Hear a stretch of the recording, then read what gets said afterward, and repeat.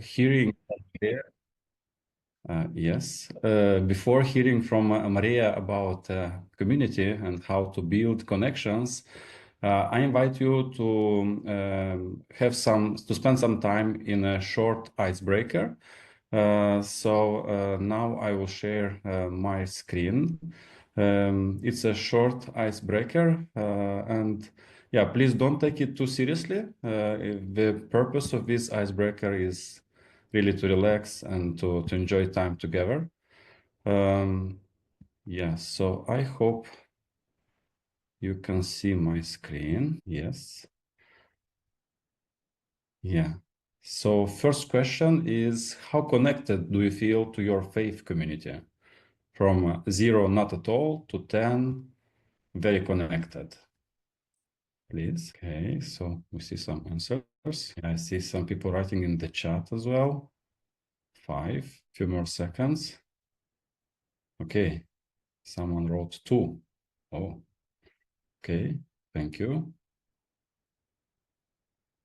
Yeah. So I think most of you, I hope most of you already answered. So we have an average of almost 7.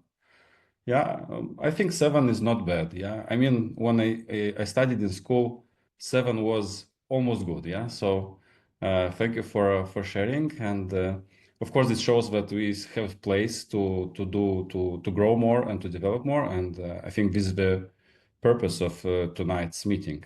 Okay, let's move to next question. Next question is really fun, so please don't take it seriously at all. It's just if you compare yourself or your community with an animal, which one would you choose? So we have lion, we have ants, we have dolphins, we have owl, turtle, and fox. Yeah, I didn't write what each animal mean, but yeah, you can have your own associations. Yes. Okay, so we have 2 owls. Nice. And turtles. Okay. Good. So it's wise and steady, right? Okay, good. Nice. Okay. Anyone else? Yeah, for those who is easier to use chat. Lion. Wow. Amazing. We move very fast and strong, I believe. Yeah. Okay. And ants. Yeah, why not? Small insects, but so let's give a few more seconds. Okay, one more owl in the chat. Okay. So yeah, what about dolphins? Fox, not good animals, I believe. Yeah. Okay. Yeah. Okay. So yeah, I think those who could answer already answered. So I don't know who win. I think owl win. Yeah, because we have one owl in the chat, but turtle is also close. Yeah, and we have also ants and lion. Thank you very much for sharing. So now we've been a few seconds for in a skin of animal. Now let's move to next question, and this is the last one for the icebreaker. So yeah, it's a bit more serious, but again, don't take it too seriously. Which activity makes you feel most connected to your faith community? And here I proposed a few options, such as sharing meals after Sunday service, witnessing programs, serving together in volunteer activities. And yeah, actually tonight we will have celebrating holidays and family traditions. So yeah, maybe I shouldn't put this one because it seems it went high right away. Okay, so I see you are prepared for celebrating holidays. Okay. Okay, sharing meals after Sunday service. Yeah, food is love. Food is love. I think this is one of the slogans from Truffaut, right? Okay. Okay, we have something in the chat. In the chat, also celebrating holidays and family traditions, and also meals. Okay. So it seems we have so far even between sharing meals after Sunday service and celebrating holidays and family traditions. Yeah. So actually we can do both. We can do all of them. But it's good to know which preferences we have. And yeah, one person is serving together in volunteering activities. And I think witnessing programs seems more challenging for young families, right? Usually before family it's easier to be involved, but when you are a young family, it's more challenging. Okay, so thank you for your answers. I hope it helped you to introduce to today's meeting and to feel relaxed and enjoy this time. So now I think is the right time to introduce our speaker. I think we don't need much introduction because I believe everyone already knows Marea Toresen. She is our central leader or director of Blessing Family Department for Europe and Middle East. She's also blessed in 2009 to David Torsen, and actually congratulations to Maria for 16th anniversary. That was on Friday. So thank you for preparing for this topic. They have three sons, ages 10, 8, and 3. And she's in the core leadership team of Family Federation in Norway. So I think this is very shortly about Maria. And yeah, please let's welcome Maria. All right, thank you. Let me just share my screen. Let's see. Sorry, this little window is blocking my view, but can you see my PowerPoint? Yes, I can see it well. I believe everyone else too. Thank you. Okay, perfect. Thank you. So then community. Exciting topic, huh? I know can be a touchy topic for some. There's a lot of very wide variety of experiences with community. Some people have amazing experiences, some people have difficult experiences, some people have both and a mixture. We really want to talk about the importance of community and why we need community. So why do we need community? So everyone, we are social beings. Everyone needs a place to belong and feel connected. And a healthy community provides a support system for everyone in it.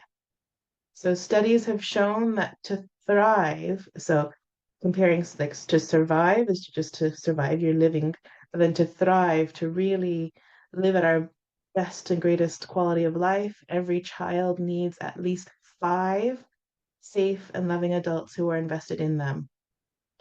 So this could be mom, dad, grandma, grandpa, and aunt or uncle, or this could be mom, dad, aunt, uncle, teacher, or this could be, mom, teacher, grandpa, pastor, aunt. It could be a lot of different combinations, but every child needs at least 5 to really thrive and live their best lives.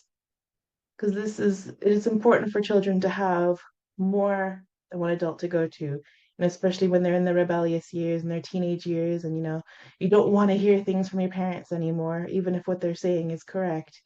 Then it's important to have those other people that you can turn to and ask, and who can validate you and support you. And then in turn, each of these adults also needs at least 5 people they can rely on. It's part of being a community. If a person is investing and doesn't have any support system themselves, they burn out. And then they kind of fall out of being a support system for others because they're burnt out. So it's important to have community. And when I look back at my own childhood, I can clearly see that I was very much in survival mode for most of my childhood, where I was just trying to get through each day. I was living for the weekend. I was counting down the days to the next school holiday. And I was very much in this, just get through it survival mode until I found 3 more adults in addition to my parents who could support me in my growth.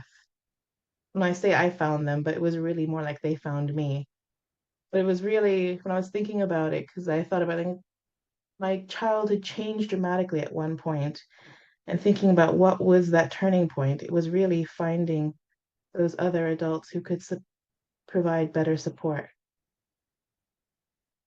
So I just wanted to take some time for all of you to take a moment, just 2, 3 minutes max, and take a moment and reflect on your own childhood. Did you have at least 5 adults while you were growing up? Can you name them? I'm just going to put some music on in the background.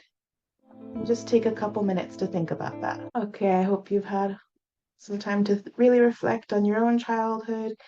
Did you have those at least five adults, and who were they in your own life? Because this concept of community, when community is in a healthy state and it's really in its best state, it is really our extended family. They are members of our family, extended family in the sense that we are connected to them, and then they are really supporting us and we are supporting them. So where can I find my ideal community? I'm sorry to say that this is not something that will just, oh, this one's not working. I'll just move and find a better one. To really find your ideal community, we have to build it together. That's because we are each unique. Each person is unique. Each family is unique. And it is in relationship with each other that we learn from each other, we grow our hearts, and we adjust ourselves and build the extended family that is community. So each community, because of that, will look a little bit different based on the people that make it up. And building community takes time, investment, and commitment, just like all the other important relationships in our lives. And it takes vulnerability to build deep relationships. This applies to your couple relationship, this applies to your relationship with your children, and also it applies to our relationship with those closest members of our community that we really want to rely on and support as well, because they are part of this human experience together. And then when we work on building that community and we contribute towards building a community, it does give us a wider sense of purpose. Contributing to a community, I think, is another way we can think about is living for the sake of others. We're living for the sake of the whole, and then the whole in turn takes care of the individual. That's what we learn in the principle, right? So doing this really gives us a wider sense of purpose. It pulls us out of the daily grind because it is so easy to fall in that just grind of, okay, eat, sleep, work, clean, repeat, and just going through it. And then it's so easy to get lost in that. But then when we're giving back and we're contributing, then we're seeing from a different perspective. It widens our perspective, and we're also growing our hearts in the process because it is in relationship with each other that we grow our hearts. And then a question I hear a lot is, but we don't live near any other blessed families. So I have some tips for connecting. Connect online like you're doing now here in the Zoom. And then also, but connecting online cannot replace physical meetups. So then it's important to travel to or even help to plan a family retreat or workshop so that then you can travel to something you've planned. Yeah, to really to travel, to make the effort to meet your community or to meet your community and be intentional about connecting. Don't just leave it up to chance. Don't just leave it up to, okay, maybe someday, but really be intentional about connecting. And then things to consider when you don't live near any other blessed families is what are the costs and benefits of staying where you are? Do you intend to travel in addition to meeting online to keep connected? Do you intend to plug in or build something in your neighborhood? This is very missionary style almost, building Chanilguk where we are. Or do you plan to move closer to family or to other blessed families? So there's no right or wrong answer here. It really depends on your family situation and what you really envision for yourselves and what kind of life you want to lead together. But it's something to be intentional about, to really think about, who are my children's five going to be? Who are my five going to be?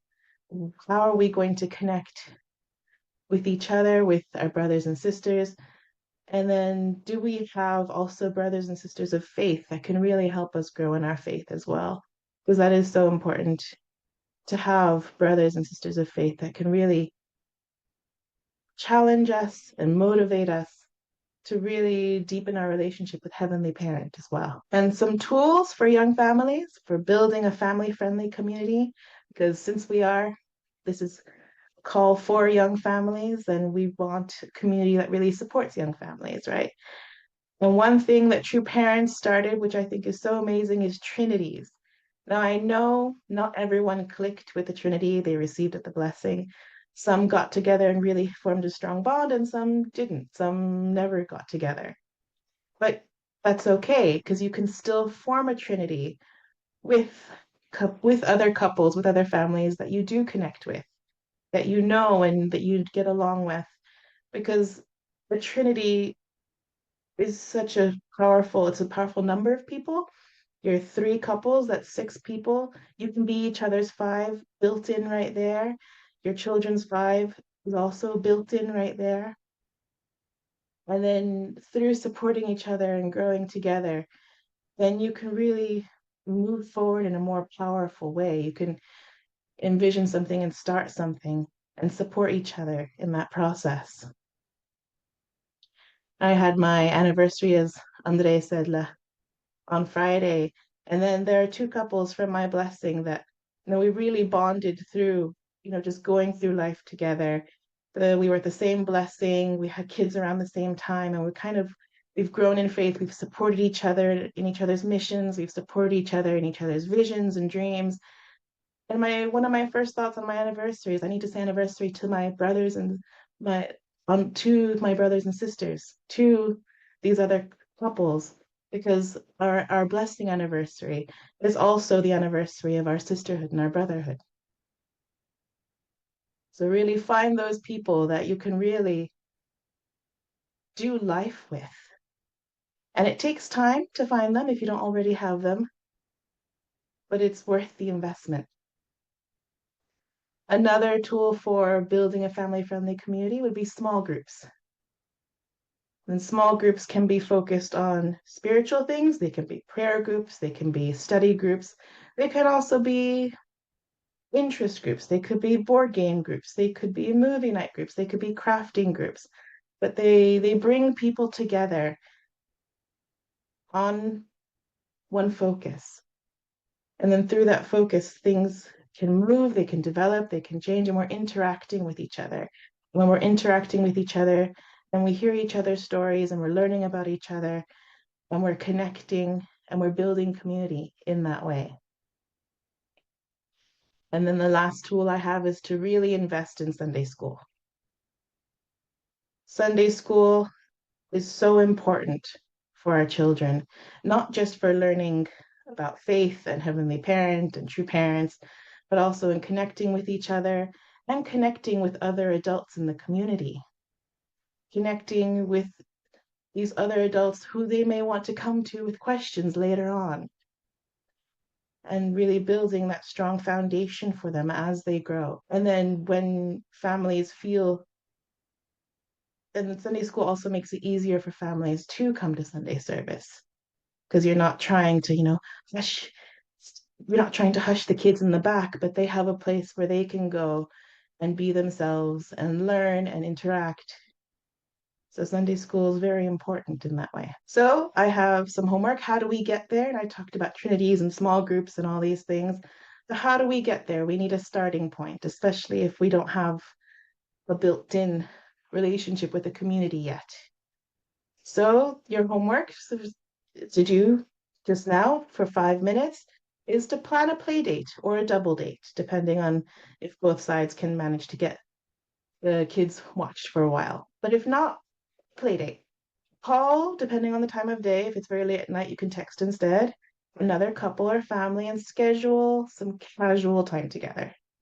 So it doesn't need to have a big agenda to it. It's really about connecting and building relationships. Some ideas could be you could meet at a playground together with the kids, or you could meet at a cafe together with the babies if you have babies that are not so mobile yet.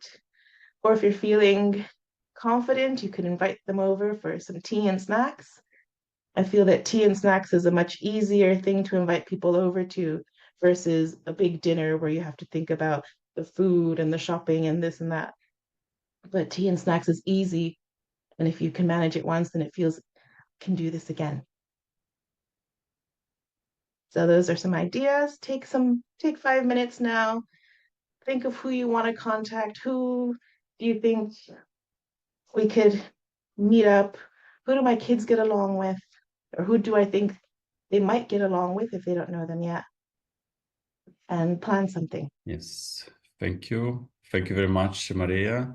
Let's give a round of applause to Maria for a great presentation. I think it was short and sweet, and I think we can take very deep reflections from this presentation.